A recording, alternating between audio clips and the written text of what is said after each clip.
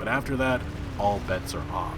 Jason Schreier would further give a very notable response to a question on this post, one that I'm sure many of you have, and that is, can't studios work remotely and get everything done? And Schreier would state, we'll have to see whether game devs can still get everything done remotely. One bigger issue will be disc manufacturing plants. For games further out, ESRB ratings may be hard to come by, and many other logistical issues along the way. Adding on to this, as Bloomberg noted, this global situation was already interrupting the supply chain for game art and assets, as many big publishers rely on outsourcing to art studios in China, which was first to suffer the effects. Then there's the issue of things like motion capture work, performance work, not being possible right now. Something that Glenn Schofield, former co-head of Sledgehammer Games and now founder of Striking Distance Studios, recently mentioned. Other experts like Streamline Media Group CEO Alexander Fernandez has also warned that the games industry has yet to truly feel the damage from this crisis. Equivalent to about 2/3 of the external development outsourcing supply is located in China, and they've been thrown completely out of whack. China has been a top destination for years for outsourcing services in video games, primarily driven by its low cost and scale of available talents. This creates what the banking industry refers to as a concentration risk. I believe it will take a quarter or two for the extent to become glaringly obvious through missed dates or development delays. The problem is the havoc this will cause for public companies and the damage it causes to the entire value chain. It's a situation where people need to be able to get projects done, and some companies couldn't even go into their offices without approval from the Chinese government. We're talking about thousands of people, not a couple of hundred. I think we're going to really start feeling this in Q2 or Q3. This is why games that were due out later this year may face some big problems very soon.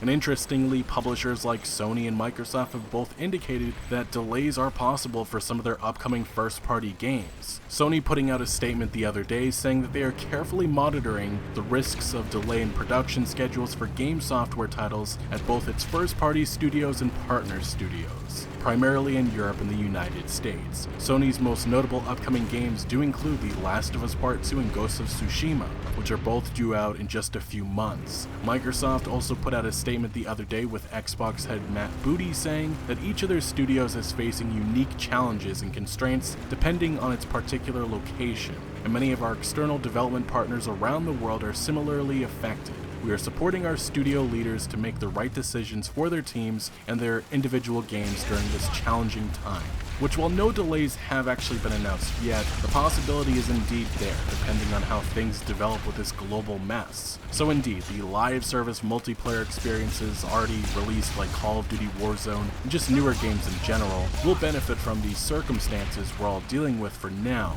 But as this continues, things become, or at the very least look, a lot more unpredictable, which may result in some publishers releasing products later this year that are either not finished or have issues, like EA with their yearly FIFA installment or Madden, Activision with the next Call of Duty game, and Take-Two Interactive with the next NBA 2K game or WWE 2K.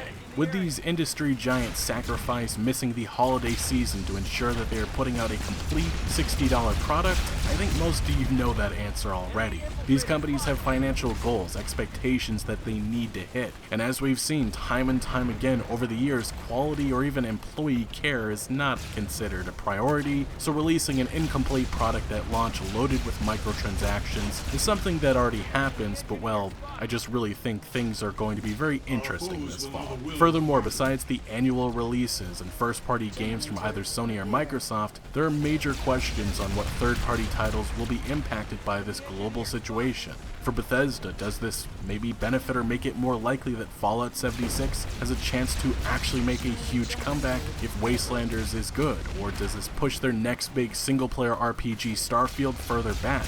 Some believe we could see a release later this year. Now, I'm not even sure that's even possible. Even just as publisher, one does have to wonder if a company like Bethesda wants to take risks this fall. Besides what appears to be a massive success with Doom Eternal, Bethesda has had a lot of trouble in recent years, with franchises that include The Evil Within, Wolfenstein, Rage, Dishonored, and Prey all underperforming in sales. This is likely something other publishers like Warner Brothers and maybe even Ubisoft are evaluating before announcing a lineup of huge AAA games. Another live service that could be impacted by this is EA's BioWare Anthem 2.0, which certainly could be pushed even further back and